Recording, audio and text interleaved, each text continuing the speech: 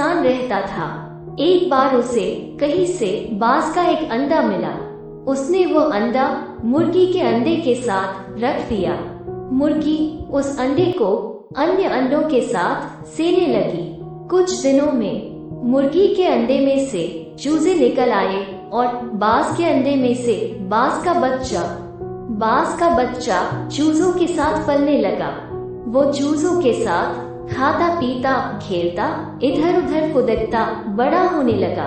चूजों के साथ रहते हुए उसे कभी एहसास ही नहीं हुआ कि वो चूजा नहीं बल्कि बाज है। वो खुद को चूजा ही समझता था और हर काम उन्हीं की तरह करता था। जब उड़ने की बारी आई तो अन्य चूजों की देखा देखी वह भी थोड़ी ही ऊंचाई तक उड़ा और फिर वापस जमीन पर आ गया। उसका भी ऊंचा उड़ने का मन करता, लेकिन जब वह सबको थोड़ी ही ऊंचाई तक उड़ता देखता तो वह भी उतनी ही ऊंचाई तक उड़ता। ज्यादा ऊंचा उड़ने की वह कोशिश ही नहीं करता था। एक दिन उसने ऊंचे आकाश में एक बाज को उड़ते हुए देखा। इतनी ऊंचाई पर उसने किसी पक्षी को पहली बार उड़ते हुए देखा था। उसे बड़ा अचरज हुआ। उसने चूजों से पूछा, वो कौन है भाई जो इतनी ऊंचाई पर उड़ रहा है? चूजे बोले, वो पक्षियों का राजा बाज है। वो आकाश में सबसे ज्यादा ऊंचाई पर उड़ता है। कोई दूसरा पक्षी उसकी बराबरी नहीं कर सकता। बाज के बच्चे ने पूछा, यदि मैं भी उसके जैसा उड़ना चाहूँ तो? चूजे बोले, कैसी बात करते हो?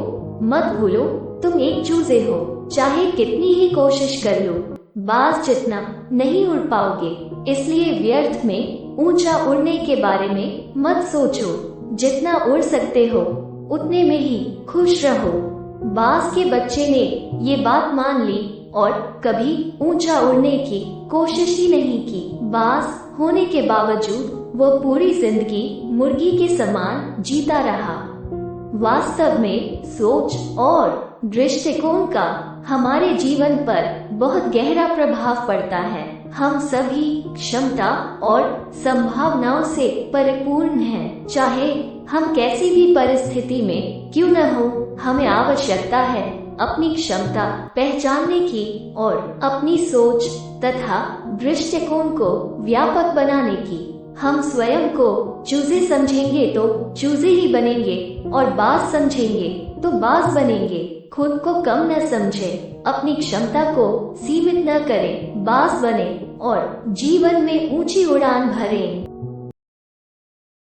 ऐसी ही महत्वपूर्ण कथाओं एवं स्थानों की जानकारी के लिए वीडियो को लाइक शेयर करने के साथ ही चैनल को सब्सक्राइब जरूर करें।